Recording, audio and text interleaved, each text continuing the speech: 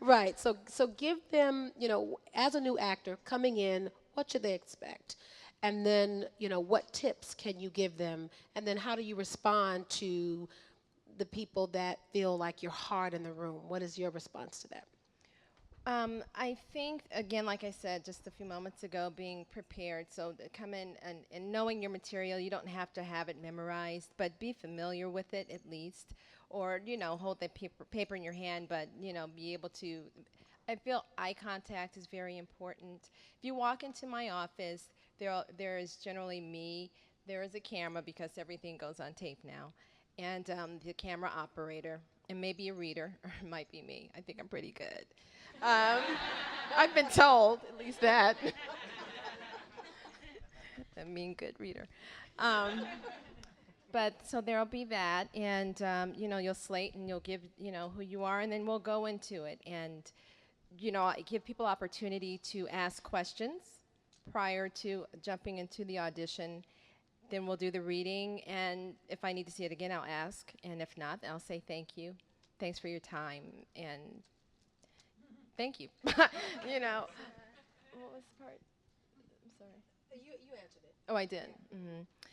Um, I really think I'm the nicest person in the room. I do, and when I think I'm smiling, I guess I'm not, and so people, it doesn't mean I mean. I really am there supporting you because it's, in callbacks, it's important for us, for you to do well because it makes us look good, so we're pulling for you.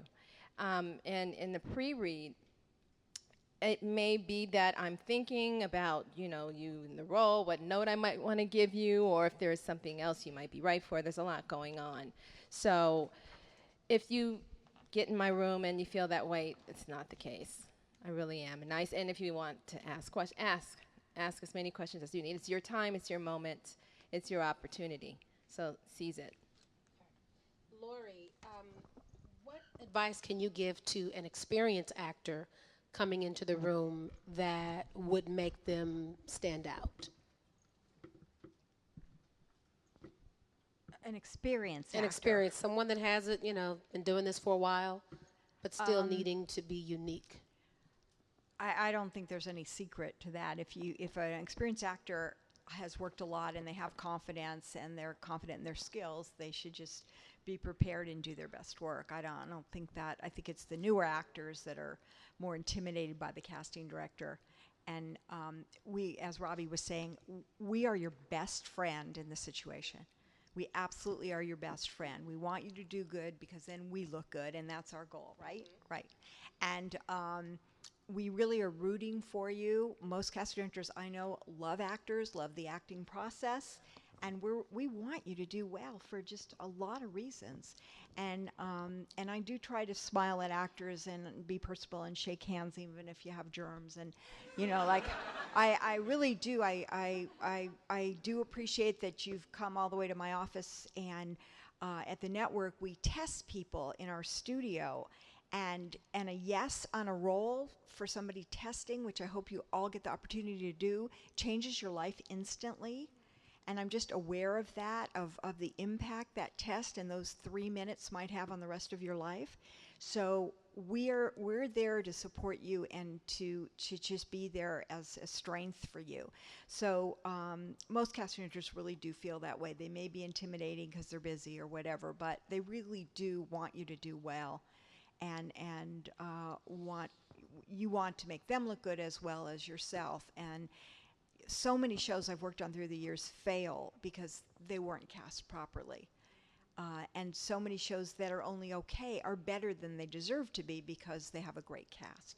So we want that in our shows. I mean, our movies or whatever it is you're auditioning for. An experienced actor, I don't know that there's anything I can say that would be of value to any of you, but it's sort of the same for experienced as well as not experienced. You all want to do a good reading, but look to the casting director and think of them as your friend and your ally in the whole situation. Either of you can answer this question. What's the difference in the level of preparation you expect from a pre-read or a producer session? It's funny because as Robbie was mentioning about videotape now, it's very different from when I was first casting. Many casting directors put you on tape and it's, quote, a pre-read. And if they want the producer to see it, that tape goes to the producer. That means for all of you, you have to be on your game for every reading because you don't know if it's going to the producer, and by the way, maybe to the studio and network. So look at every audition as an important audition. Pre-read, producer session, whatever it is, just do the best you can. You don't have to memorize the sides, but be very familiar with them. In fact, I was once told by a director, even if you know the dialogue by heart, hold your paper. Yeah. First of all, if you get mixed up, you have it. Also, there's sort of a psychological thing that it's not a finished, polished performance. It's an audition. If you're testing in a network or a studio, memorize. Don't ever go to the network without knowing the script because it's just too important, and you want to be able to do what you want to do without worrying about what your next line is.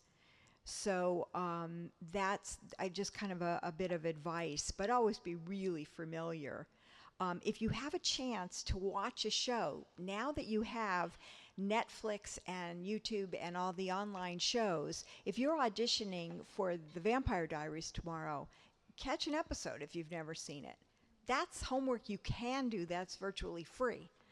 The same thing for any episode of anything. Now with pilots you don't have that luxury. With most features you don't have that luxury. But in episodic television, which was where most of you are going to start and where most of your auditions will be at the beginning, you can learn a lot by watching the show, especially the comedies, because there's a whole different range the way The Big Bang Theory is done as opposed to Modern Family.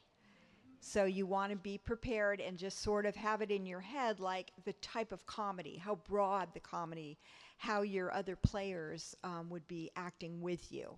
And that's something, again, you can do at home. If you're new to town and you've never been to a taping of a sitcom, go do it. It's free, and you can right away for tickets, or sometimes your agent can get you tickets, and just sit in the audience and watch how they shoot that show. Again, something you can do before you have the job to learn.